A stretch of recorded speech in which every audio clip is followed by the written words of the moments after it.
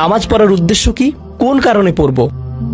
কারণ তুমি হয়তো ভাবছো নামাজ পড়ার উদ্দেশ্য হলো তুমি যেন জাহান্নামে না জ্বলো।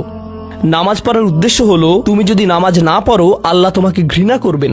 নামাজ পড়ার উদ্দেশ্য হলো তুমি যদি নামাজ না পড়ো তুমি শাস্তি পাবে, অথবা তুমি আর মুসলিমই থাকবে না, ফেরেশতারা তোমাকে অভিশাপ দিবে। সমস্ত নেতিবাচক বিষয়। আল্লাহ ওই সমস্ত উদ্দেশ্যের কথা উল্লেখ করেননি। নেতিবাচক কিছু থেকে মুক্তি পাওয়া নামাজের মূল উদ্দেশ্য নয়। নামাজের মূল উদ্দেশ্য হলো ইতিবাচক কিছুর দিকে ছুটে চলা। এটাই নামাজের উদ্দেশ্য। এমন দুই ছাত্রের মধ্যে পার্থক্য যেন একজন লেখাপড়া করে যেন সে ফেল না করে, আর অন্যজন লেখাপড়া করে কারণ সে ওই সাবজেক্টটা পড়তে ভালোবাসে। একজন ছাত্র পড়ালেখা করছে পজিটিভ কিছুর জন্য, আর অন্যজন পড়ালেখা করছে কারণ সে এমন কিছু থেকে বাঁচতে চাচ্ছে যা নেগেটিভ। একজন কর্মচারী তার চাকরিটাকে দারুণ ভালোবাসে, আর অন্য একজন কর্মচারী শুধু চায় সে যেন চাকরিটা না হারায়।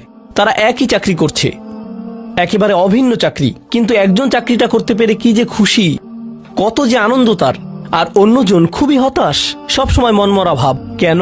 কারণ তাদের একজন এটা করছে ক্ষতিকর কিছু থেকে মুক্তি পাওয়ার জন্য, আর অপরজন এটা করছে উপকারী কিছুর দিকে ছুটে চলার জন্য। আল্লাহ কোরআনে যখন আমাকে নামাজ সম্পর্কে বলেছেন যে কেন আমাদের নামাজ পড়া দরকার, তিনি মুসা আলাইহিস সালামকে এই উত্তরটা বলে দিয়েছেন যখন তিনি তার সাথে সাক্ষাৎ করেছিলেন। তিনি বলেছেন, আকিমিস সলাতা লিযিকরি, আর আমাকে স্মরণ করার উদ্দেশ্যে নামাজ কায়েম করো। তোমার নামাজ ঠিক রাখো যেন তুমি তোমার রবকে স্মরণ করতে পারো।